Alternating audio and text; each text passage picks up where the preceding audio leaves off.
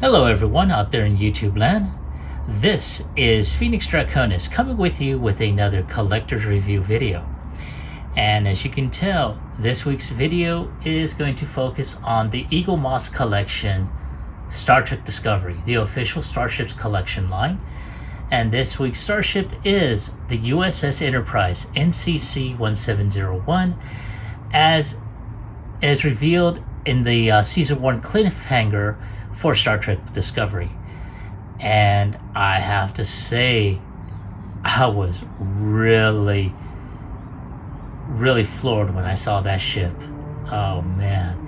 And as a matter of fact, this is the ship that basically I had gotten as what us Mexicans like to call a pilon when I originally ordered this bad girl here. So remember when I told you in the last video that something came with this? This is it.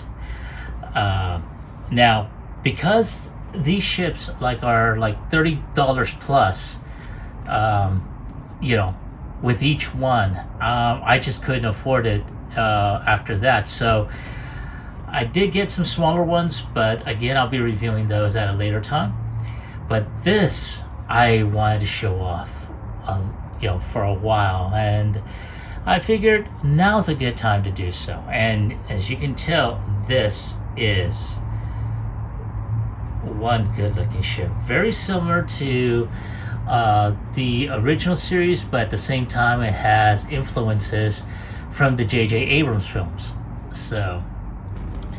And of course, I'm going to take a look at the sides, and of course you see Star Trek Discovery. Whoops, more Star Trek Discovery. Another shot of the Enterprise there, and Star Trek Discovery. So let's go ahead and take one more look at the box, and you have to excuse glare. Not too bad. And so without any further ado, let's go ahead and open her up. All right, there she is, displayed and ready to go out and wreak havoc in the galaxy. Or is that the mirror version? Oh well.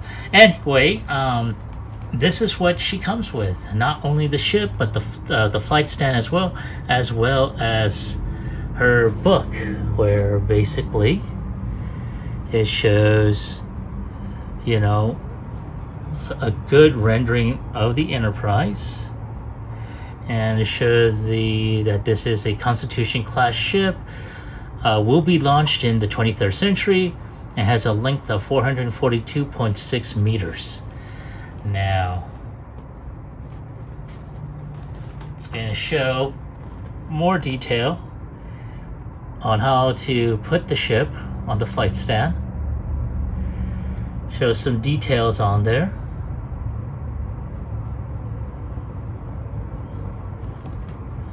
You know, some very good renderings, I have to say. Very good renderings.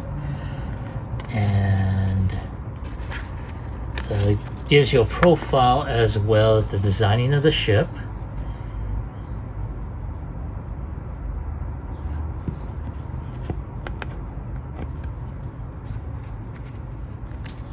Now, of course, in Discovery, this is before the adventures of James Tiberius Kirk and the crew of the Enterprise. We do have that it was currently, you know, while Discovery was being aired, that the current captain of the Enterprise was Captain Christopher Pike, and we did see some episodes that featured him, as well as, you know, some episodes that featured Spock within Discovery. Now, of course, in the profile here, it shows NCC-1701 followed on from the pioneering starship Enterprise NX-01 of the 22nd century space travel. The design of the Constitution class ship was notable for the elevated and forward placed saucer section above a sleek secondary hull. Two powerful elongated warp nacelles were placed on substantial support pylons that raised up and behind from the midpoint of the secondary hull. The nacelles featured aerodynamically directly behind the main saucer section for effective warp field generation. So, and then of course it does give some information about Captain Pike. It says by 2253, the Enterprise was under the command of Captain Christopher Pike. The ship was not among the fleet of Federation starships that supported the Discovery at the Battle of the Binary Stars. However, while en route to Vulcan following the Discovery's role in bringing hostilities with the Klingons to an end, the ship was hailed with a Priority 1 distress call from another Starfleet vessel. The ship's commander was identified as Captain Pike, and the Enterprise dropped out of warp, coming to a stop before the Discovery, and then it ends right there. So they didn't want to give away a whole lot of stuff. But, I mean, just, you know, judging from the rendering here, you know, they wanted to basically follow the steps of the old designer, which was Matt Jeffries, you know, for, you know, in designing the Enterprise at that point. And then we have some renderings here. Now, most of these were done by John Eves and Scott Schneider. And apparently this was supposed to be for, according to the sheet up here, it says Discovery Enterprise version F. So they're looking at, you know, something to where it kind of incorporated, you know, the NX-01 Enterprise to something that would be similar to the original Enterprise from the original series.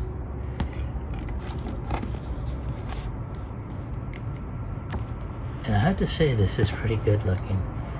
So, and there we are, the last of it. And this scene right here was what I saw when at the end of the first season. So that was pretty awesome to see. And then of course we got some previews of the Worker Bee in issue 13 of this Starship series. So, and there it is. So let's go ahead and take a closer look at her. And as you can tell, she is facing forward, always going forward. Because like the old parody song says, because they can't find reverse. And look at that, very sleek, very much like the original series, but the pylons are a lot different. I think they kind of take their cue from the motion picture in a way, you know, because you got the pylons here, but you also have a secondary pylon right there behind it. And of course, take a look in the aft section, and there is the inside of the warp nacelles right there, the underside. Whoa! That was not supposed to happen, folks. Sorry about that. And the back. So we're gonna go ahead and take her off her flight stand. It's a good thing I didn't super glue this.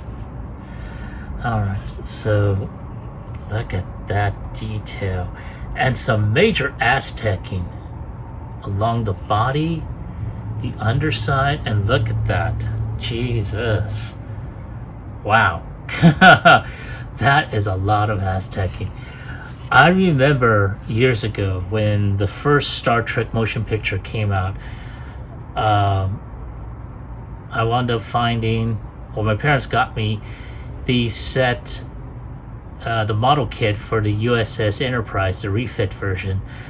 and it had polar lights on there. Well, I didn't know anything about building a model, and I got the thing so messed up, wasn't even funny. And I never did complete it, but now seeing all this kind of makes me reminiscent.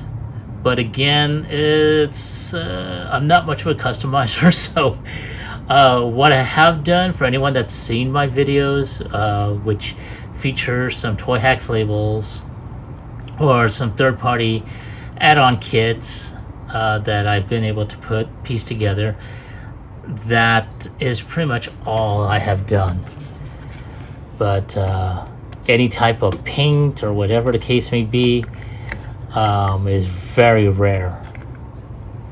But yeah, so I'm gonna go ahead and switch angles on my camera. I'm gonna go ahead and take a couple of top view shots, and then at that point I'll give you a score and my final thoughts. So there she is from the top view, and I have to say, you know, like I said before, when I first saw her, you know, at the end of the season cliffhanger of season 1, I was just like, oh yes. Definitely a far cry from what J.J. Abrams did, but definitely a, you know, a revision or reimagining of the original Enterprise from the original series. So I really like what was done in this case. And you have to excuse me, I'm like playing around with the light just to get a good lighting on this, because she deserves to be lit pretty well. So, man, oh man. So at this point, I have to go ahead and give her a score of 9 on this. I know she deserves a 10. She really does deserve a 10. But again, I'm just being, you know, I would be biased because of that, because I did grow up with the original series. I grew up with the motion pictures, the Next Generation, all that. So there's a lot of bias to that. So just to avoid any biasness in this case, I'm going to give her a 9. But you may think differently. Who knows? But for those of you that have collected the Starship series, do you have her, or was it a total pass for you? Let me know in the comment section below. Like, share, subscribe to this channel. As I've always say, every subscription helps out my channel, and when you ring or click on the bell notification button, that also lets you know of when new videos are put out. And that also helps out my channel a lot too. So I'd like to at least thank each and every one that has basically looked at my channel, has joined my subscription or joined my channel. I really appreciate it. You don't know how much this meant for me. I have seen my channel grow over the past year, and wow. I mean, so I like to at least see it go beyond the 100 that I've set for it. So with you helping me, with you, you know, giving me suggestions, or at least letting me know what you would like to see, that will help out a lot. So again, I thank you. This is Phoenix Draconis, and I will catch you all on the flip side. Peace.